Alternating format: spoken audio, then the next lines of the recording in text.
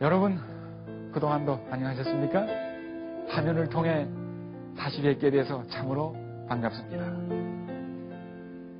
여러분에게 가장 시급히 필요되는 것이 무엇이라고 생각하십니까? 가장 시급히 필요되는 것. 의식주를 해결하는데 당장 시급한 돈입니까? 아니면 건강입니까? 건강이 손상되면 돈을 써서라도 회복하려 합니다. 그러나 돈이 많고 건강하면서도 불행한 사람이 세상에 얼마나 많습니까? 그러면 건강을 손상시키면서라도 추구하는 지식입니까? 그러나 많이 배우고도 불행한 사람이 세상에 얼마나 많습니까? 아니면 돈과 건강과 지식을 모두 투자해서라도 마침내 얻고자 하는 명예입니까? 그러나 우리는 이 모든 것을 누리고도 불행한 사람이 세상에 얼마든지 많은 것을 봅니다. 이런 것들은 수단적 가치일 뿐이고 목적적 가치가 아니기 때문에 사람에게 결코 진정한 가치와 만족을 주지 못하는 것들입니다. 그렇다면 지금 여러분에게, 제게 가장 시급히 필요한 것이 무엇입니까? 가장 큰 가치를 지니는 것이 무엇입니까? 5.16 혁명이 난 이후에 4.19 혁명 재판이 열리고 있었습니다. 정부 고관을 지낸 한 사람이 구치소에서 재판을 받는 중이었습니다. 그는 건강을 염려해서 구치소 안에서도 보약을 들여다가 복용했고 또 자주 나가서 별식을 먹었습니다. 그리고 쇠해지는 건강을 염려해서 열심히 보건체조도 했습니다. 그리고 틈틈이 책도 읽었습니다. 그러나 100여일 후 그의 이름이 불려졌고 나가서 다시는 돌아오지 않았습니다. 사형이 집행된 것입니다. 사형이 확정된, 죽음이 확정된 그분에게 필요한 것은 돈이나 보약이나 건강이나 지식이나 명예가 아니었습니다. 그에게 가장 시급히 필요한 것은 죄에 대한 해결이었습니다. 죄의 문제를 해결하는 것이었습니다. 왜냐하면 성경 로마서 6장 말씀에도 죄의 값은 사망이라고 말씀했습니다. 그는 돈 때문에, 지식 때문에, 명예 때문에, 건강 때문에 생명을 잃은 것이 아니라 죄의 문제를 해결하지 못해서 그렇게 된 것입니다. 바로 사형이 선고된, 확정된 사형수에게 가장 시급히 필요한 것, 그것이 여러분과 제게도 가장 시급히 필요한 것입니다. 왜냐하면 우리도 집행 날짜만 모를 뿐 사형이 확정된 죄인들이기 때문입니다. 죄의 값은 사망입니다. 죄의 문제를 해결하지 못하면 마침내 죽음이 집행될 것입니다. 이처럼 시급한 문제가 세상에 어디 있습니까? 그것이 가장 진지한 필요입니다. 가장 큰 가치를 지니할 우리의 관심사입니다. 이 문제에 대하여 오늘 깊은 연구를 그리고 분명한 대답을 얻어야 하지 않겠습니까?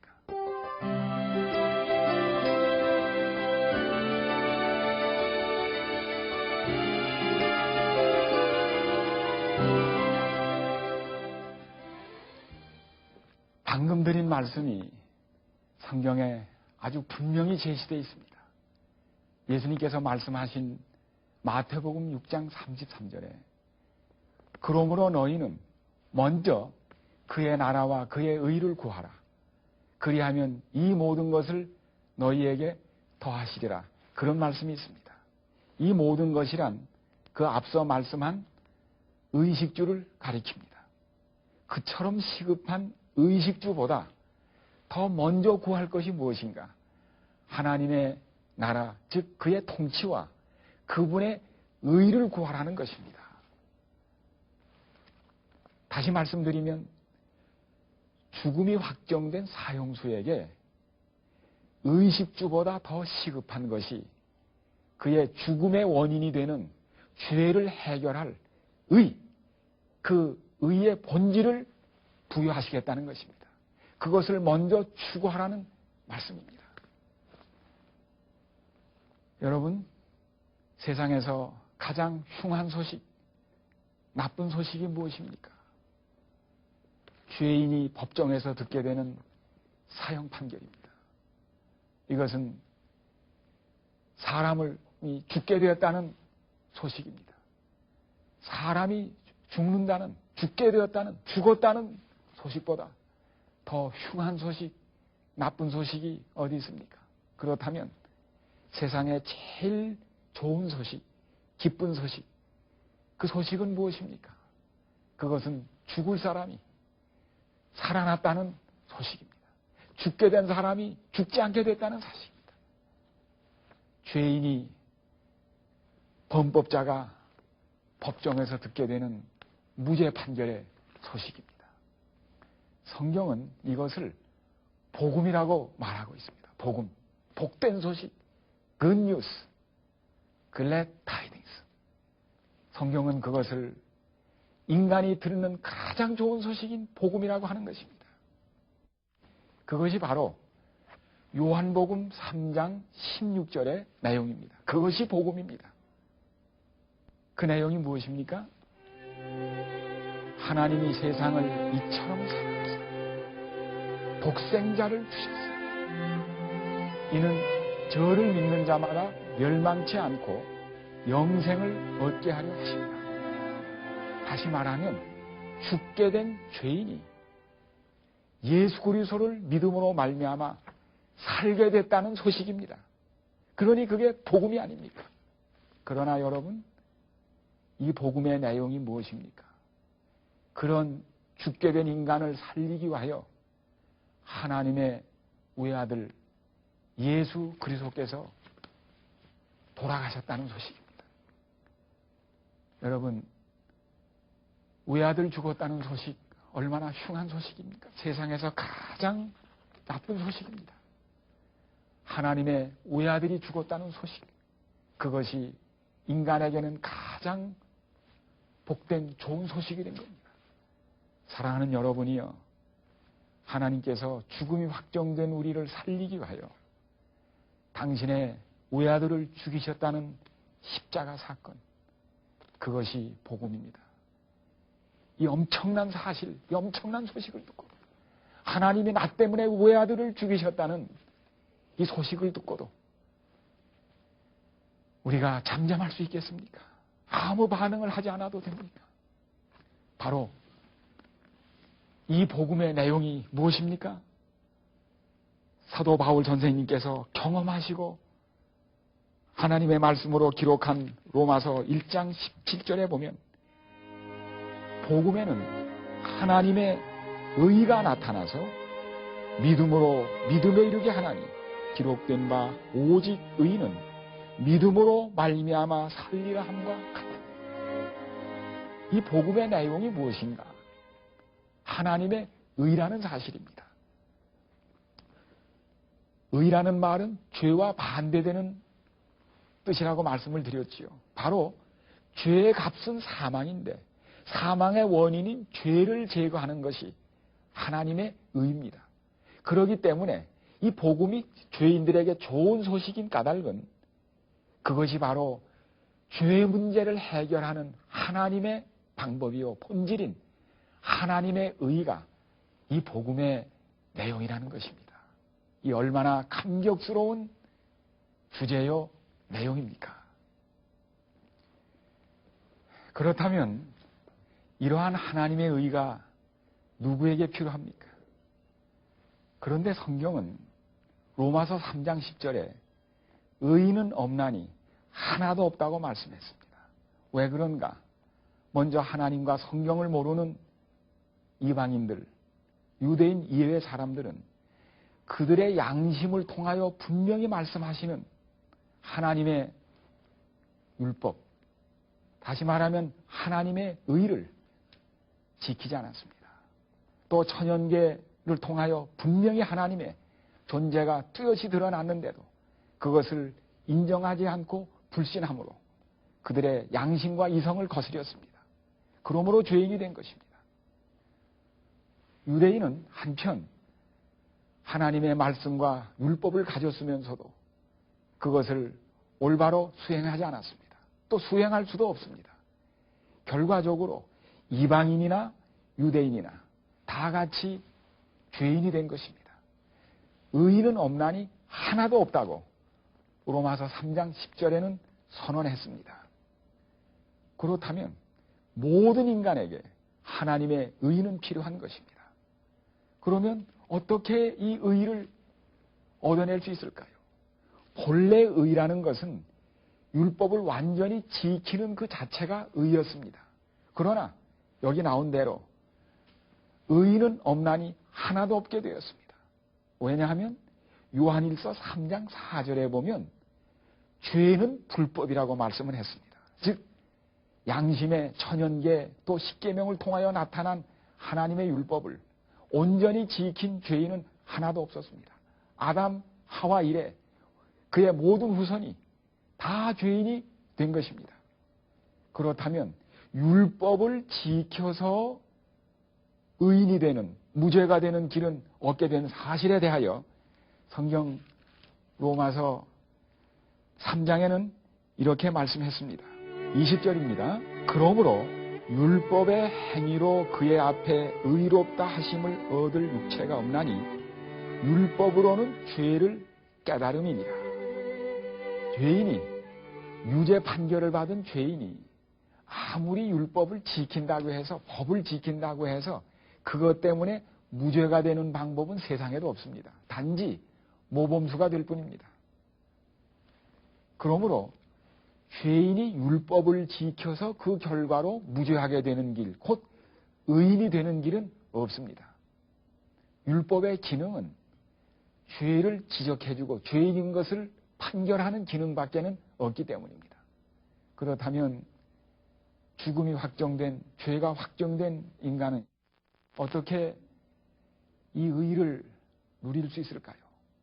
이것이 바로 죄인에게 들려주신 하나님의 복음입니다. 여기 또 보십시오. 21절 이제는 율법 외에 하나님의 한 의가 나타났으니 곧 예수 그리스도를 믿음으로 말미암아 모든 믿는 자에게 미치는 하나님의 의는 차별이 없느니라. 이제는 죄인이 율법을 지켜서는 의롭게 되는 길이 끊어졌기 때문에 율법 이외에 다른 방법을 통하여 죄인을 무죄하게 만드셔서 무죄 판결을 하셔서 죄 없는 의인을 만드심으로 구원하고자 하신 방법이 하나님의 복음의 내용인데 그 내용이 이렇게 기록되어 있습니다. 모든 사람이 죄를 범하였음에 하나님의 영광에 이르지 못하더니 그리스도 예수 안에 있는 구속으로 말미암아 하나님의 은혜로 값 없이 의롭다 하심을 얻는 자 되었다. 이번에 죄인이 무죄가 되는 길, 곧 의롭게 된 방법에는 값 없이 죄인 편에서 지불한 것이 아무것도 없이 의롭게 되었다는, 무죄하게 되었다는 사실입니다. 어떻게 그렇게 될 수 있었을까?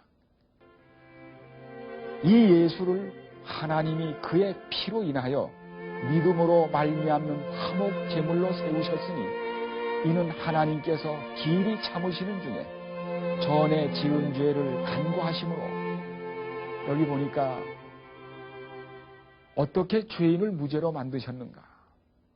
곧 하나님께서 예수 그리스도를 그의 피, 십자가의 대가를 치르게 하심으로 죽을 죄인의 죄값을 대신 지불하시고 이 사실을 믿음으로 받아들인 사람을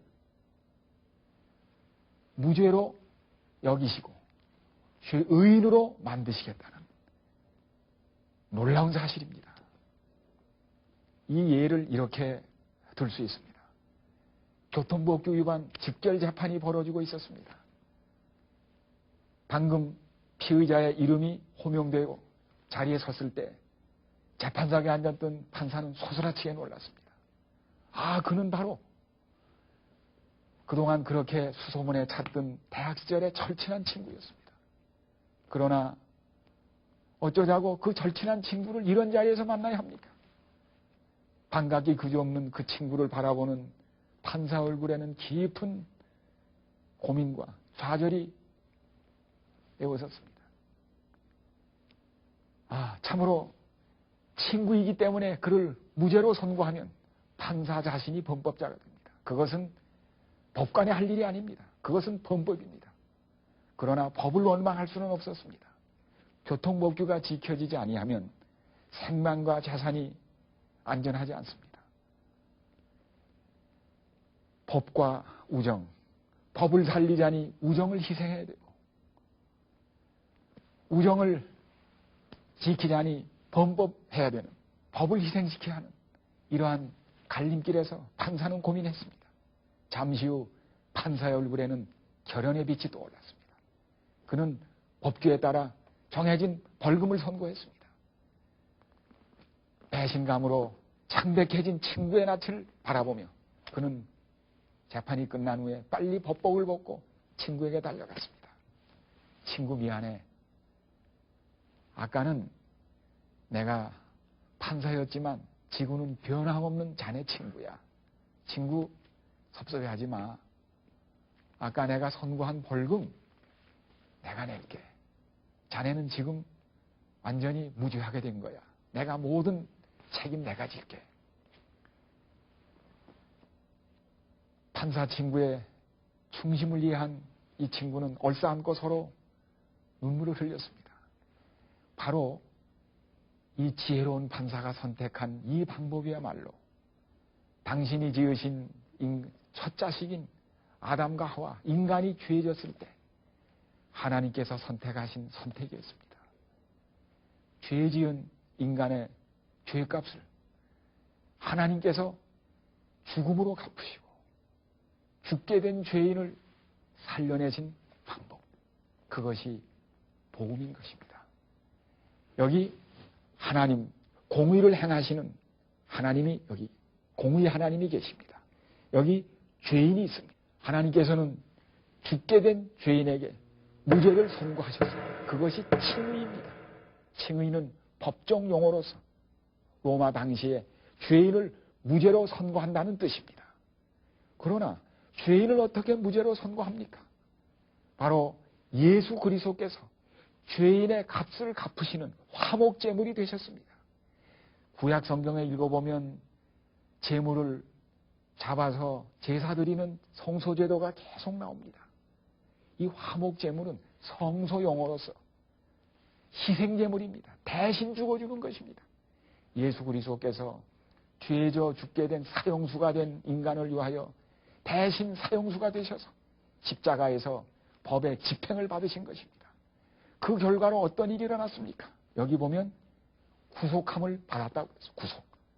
여기에 쓰여진 구속이라는 말은 로마 당시의 노예시장 용어입니다. 그때 당시 노예에게는 몸값이 있었습니다. 이 노예를 불쌍히 여긴 사람이 몸값을 지불하고 그 사람을 사들이는 것입니다. 그리하여 값을 내고 사서 자유롭게 하는 것입니다. 이것은 노예시장 용어입니다. 그리하여 우리는 죄의 종로로 타다가 속절없이 죽어야 하는 우리를 하나님께서 사랑하셔서 예수 그리스도를 대신 죽게 하심으로 우리를 살리신 것입니다. 이 사실을 믿음으로 받아들고 믿으면 그것이 우리에게 죄의 문제를 해결하는 의가 되어 의인이 되는 것입니다. 이것을 바로 믿음으로 말미암아 누리는 하나님의 의가 되기 때문에 믿음으로 말미암는 의라고 하는 것입니다. Righteousness by faith입니다. 이것이 복음입니다. 하나님이 세상을 이처럼 사랑해서 독생자를 주셨습니다. 저를 믿는 자마다 멸망치 않고 영생을 얻게 하려 하십니다. 이것이 복음인 것입니다. 여러분, 이 얼마나 놀라운 사랑의 하나님의 죄인에게 들려주신, 사형수 인간에게 들려주신 하나님의 사랑의 복음입니까? 사형수 인간을 살리기 위하여 예수님 자신이 사형수가 되셨다는 사실, 그것이 복음입니다. 이 복음에 감동받지 않을 사형수, 죄인이 있어서야 되겠습니까? 그렇다면 믿음으로 구원을 받는다는 뜻은 무엇입니까? 왜 꼭 믿음으로 구원을 받아야 합니까? 요한복음 3장 16절 해설에서 말씀을 드렸습니다만 믿음은 아주 특별한 것입니다. 성경 에베소서 2장에 보면 이 사실이 아주 분명해집니다. 에베소서 2장 여기 이렇게 기록되어 있습니다. 8절 이하입니다. 너희가 그 은혜를 인하여 믿음으로 말미암아 구원을 얻었나니 이것이 너희에게서 난 것이 아니요 하나님의 선물이라 행위에서 난 것이 아니니 이는 누구든지 자랑치 못하게 함이니라. 구원은 하나님의 선물이라고 말씀했습니다. 이것은 전혀 인간의 노력이 가미되어 있지 않습니다. 선물은 그 값을 다른 사람이 지불했기 때문에 받을 때는 그저 받는 것입니다. 그것이 값이 없기 때문이 아니라 그 값을 주는 사람이 지불했기 때문입니다. 그렇습니다. 구원은 그 대가를 하나님께서 십자가에서 다 치루었기 때문에 그것을 우리는 선물로 받으면 되는 것입니다. 선물 받아보셨죠? 선물을 다른 사람이 주면은 어떻게 받으시나요? 손을 내밀지 않습니까? 왜 등을 내밀지 않고 어깨를 내밀지 않고 손을 내미시나요? 우리 지체 중에 홀더하는, 꽉 붙잡는 기능을 하는 것은 손밖에 없습니다. 그래서 자기 것으로 삼기 위하여 손을 내미는 것입니다. 맞습니다. 하나님께서 그 엄청난 대가를 당신이 치르시고 우리에게 그저 기프트, 선물로 주시는 이 구원을 받는 마음의 손, 정신적 손이 믿음이라는 것입니다. 믿음으로 이것을 붙잡게 되는 것입니다. 그래서 소유하게 되는 것입니다.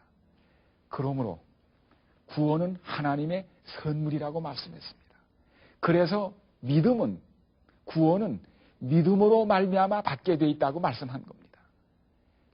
하나님의 이러한 의의 선물을 믿음으로 자기의 것으로 받으면, 선물로 받으면 된다는 아주 간단한 논리입니다.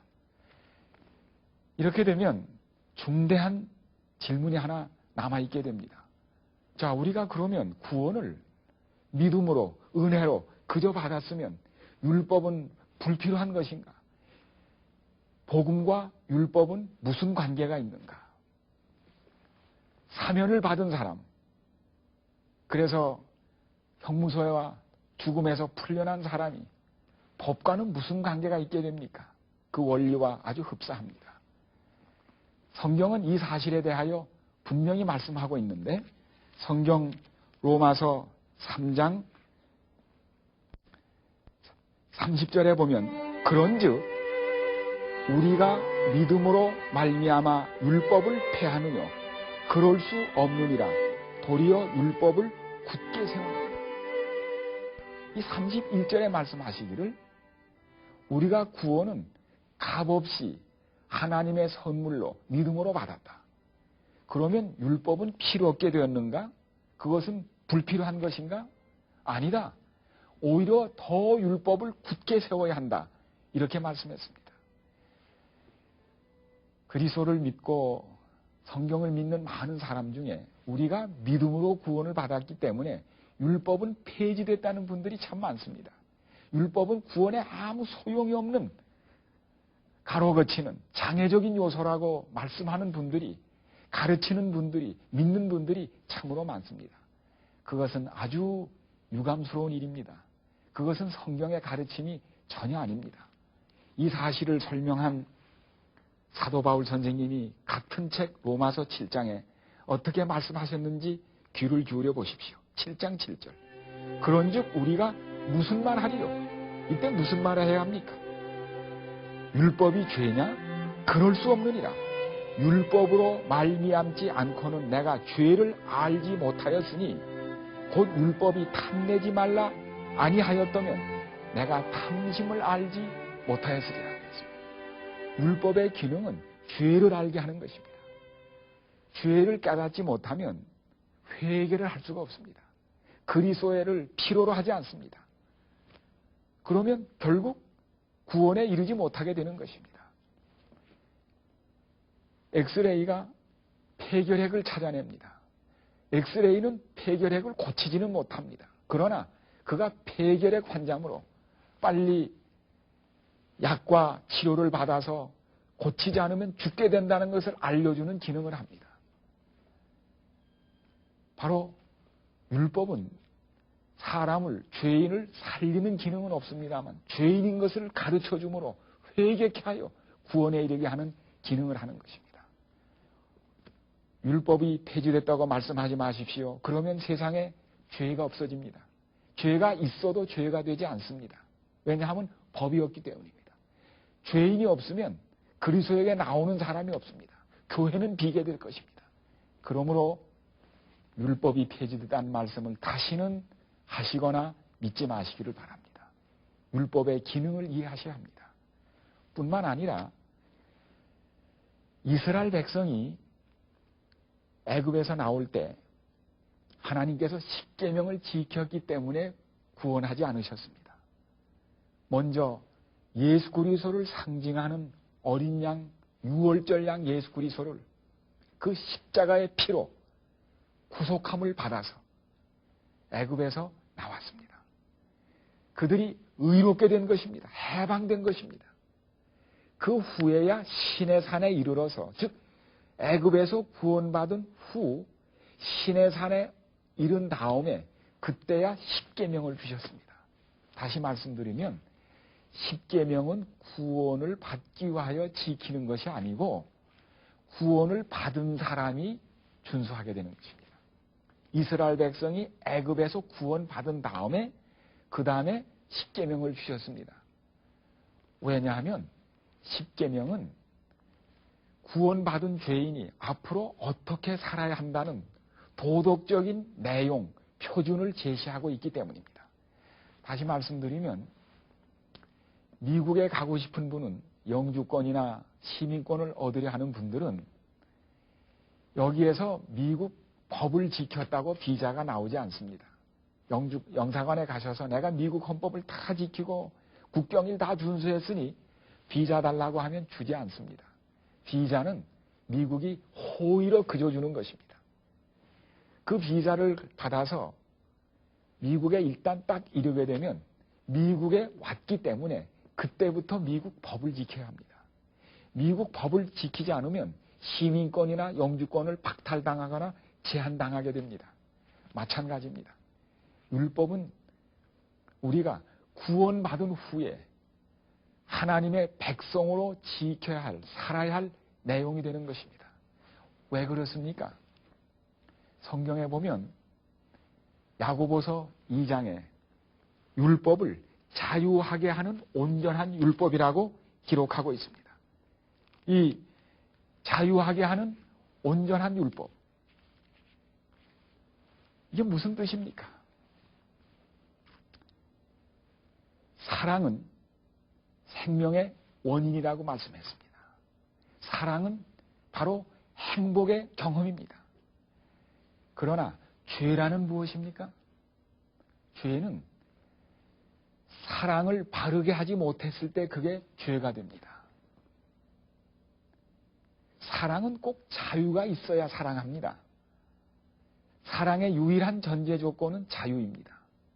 사랑에서 자유를 빼면 조작이 됩니다. 그것은 인형과 같은 사랑이 될 수 없습니다. 그러나 사랑이 자유하고 하여 이 자유를 남용해버리면 어떻게 됩니까? 자기 아내 아닌 여인을 사랑하면 사랑할 자유가 있으니까 내가 사랑한다 하면 그것이 곧 간음입니다. 어린 아이를 성적으로 사랑하면 그 끔찍한 성적 추행이 됩니다. 사랑은 자유가 필요하되 이 자유를 바르게 행사해야 됩니다. 바로 사랑의 자유를 바르게 행사하는 방법이 십계명입니다. 첫째부터 넷째까지는 어떻게 하나님을 사랑해야 바르게 사랑하는가. 하나님 대신 우상을 사랑하면 그것이 우상 숭배가 됩니다. 마찬가지로 5제부터 10제까지 계명은 바로 이웃을 어떻게 사랑해야 바르게 사랑하는가, 사랑하는 법을 가르친 것입니다. 사랑하지 말아야 할 사람을 사랑하는 것이 죄입니다. 사랑하지 말아야 할 것을 사랑하는 것이 죄입니다. 십계명대로 사랑해야 사랑의 자유가 보존됩니다. 그래서 야고보서 2장에는 자유하게 하는 온전한 율법이라고 말씀했습니다. 그리고 하나님의 십계명대로 사랑해야 자유를 누릴 수 있다고 말씀했습니다. 이렇게 중요한 사랑의 율법을 파괴하면 그것은 무법자와 범법자가 되는 것입니다. 사랑은 율법에 표현되어 있습니다. 그래서 성경 로마서 13장 10절 이하에 말씀하지 않았습니까? 성경에 모든 계명이 다 있을지라도 사랑이라는 말 속에 다 포함되어 있다고 말씀했습니다.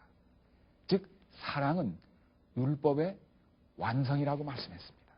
그러므로 사랑과 율법, 복음은 조금도 어긋나거나 서로 모순되지 않습니다. 사랑은 율법의 완성이기 때문입니다. 율법은 바르게 사랑하는 방법이기 때문입니다. 사랑의 자유를 남용하지 않고 사랑하는 법, 그것이 온전케 하는, 자유하게 하는 율법이라고 야고보서 2장에는 말씀했습니다. 그러므로 이 원리를 깊이 깨닫게 될 때 우리는 비로소 율법과 복음과 사랑, 이 모든 것이 아름다운 조화를 이루는 것을 보게 될 것입니다. 이 사실을 다시 한번 명심하시고 이 복음에 대한 아무 오해, 율법에 대한 오해가 결코 있지 않게 되시기를 간절히 바랍니다. 이젠 결론을 말씀드려야 하겠습니다.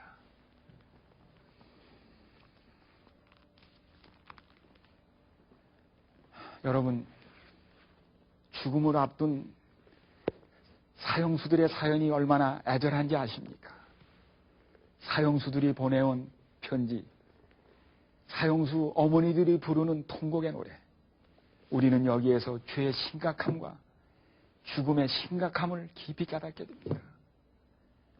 아무도 면회 없는, 오는 사람 없는 사형수가 다른 사람이 면회 갔다 들어오는 그 손을 물끄러미 바라봤습니다. 그래서 애걸을 하여 빵 한 봉지를 얻었습니다. 막 빵을 뜯어서 먹으려 하는데 그의 이름이 불려졌습니다. 이 천연 사형수는 영문을 모르고 빵봉지와 보따리를 손에 든 채 간수를 따라 나갔습니다. 그리고 세 갈래로 갈라지는 삼정목이라는 곳에 이르러 간수가 왼편으로 그를 밀었습니다. 그는 간수를 따라서 허름한 아무 간판도 없는 면사무소 같은 건물로 들어갔습니다. 그 사형수는 여기가 어디냐고 물었습니다. 간수는 잠시 후에 알게 될 것이라고. 잠시 후에 형무소 소장이 들어오고 검사와 또 집행관들이 들어왔습니다. 바로 그날은 그의 마지막 날이었습니다. 사형수는 울기 시작했습니다. 그게 그의 마지막 순간인 것을 깨닫게 된 것입니다. 너무나 측은해서 그의 손에 들린 빵봉지를 본 간수가 그 빵을 마저 먹으라고 했습니다. 이 사형수는 고개를 저었습니다. 먹지 않겠다고. 잠시 후 그는 보자기에 쌓여지고 커튼에 쌓인 채로 교수형에 처해졌습니다. 간수의 표현에 그런 표현이 있습니다. 사형수가 마루 밑으로 내려간 후에 마루 위에 놓여진 그 빵봉지, 그렇게 흉물이 없더라는 것입니다. 사랑하는 여러분, 죄의 문제를 해결하지 않고 먹는 밥은 산 사람이 먹는 제사밥이라는 것을 아셔야 합니다. 오늘 여러분이 잡수셔야 하는 음식이 생명의 양식이 되기 위하여 죄의 문제를 해결하십시오. 죄의 문제를 해결하지 아니하고 먹는 밥은 산 사람이 먹는 채소밥입니다. 그것은 사형수가 먹는 밥인 것입니다. 그러므로 너희는 먼저 하나님의 나라와 그의 의를 구하라. 그리하면 이 모든 것을 너희에게 더하시리라. 늙은 노예가 노예시장에서 아파서 떨고 있었습니다. 미국의 노예시장 시절입니다. 이 측은한 광경을 지켜보던 유럽의 한 모신사가 자기 나이를 생각하고 그래서 달려가서 돈을 지불하고 그 노예를 주인에게서 샀습니다. 그리고 그를 이끌고 시장 밖으로 나온 다음에 열쇠로 그의 사슬을 풀어줬습니다. 보세요. 나는 당신을 나의 노예로 만들기 위해 산 것이 아니라 당신을 자유롭게 하기 위하여 값을 냈습니다. 그러므로 이제는 가서 자유롭게 사십시오. 이 말을 들은 노예는 그 눈에서 눈물이 비오듯 흘리기 시작했습니다. 잠시 후 그는 이 사랑이 넘치는 주인의 손을 붙잡고 애걸했습니다. 주인님, 지금까지는 제가 원치 않는 종로를 했습니다. 그러나 지금 저를 주인께서는 자유롭게 하셨습니다. 주인이시여, 나를 지금 당신의 자원하는 자유로운 종으로 만들어 주십시오. 이 은혜를 뭘로 갚아야 합니까? 이제는 내가 원하여 자유롭게 당신의 종, 이 사랑에 보답하는 종이 되고 싶습니다. 사랑하는 여러분, 바로 그것이 사도 바울이 자신을 예수 그리스도의 종이라고 부른 의미입니다. 예수님이 우리를 자유롭게 하셨습니다. 그 영원한 사랑입니다. 이제 우리가 드리는 모든 주님에 대한 사랑과 봉사는 자유로운 종이 드리는 희생이요, 헌신이요, 봉사인 것입니다. 이러한 행복한 사랑의 종, 예수 그리스도의 하나님의 자녀가 되지 않으시겠습니까? 그러므로 오늘 하나님의 의를 십자가에서 경험하시고 믿음으로 구원을 경험하시도록 하나님께서 은혜 베푸시기를 간절히 바랍니다. 유하여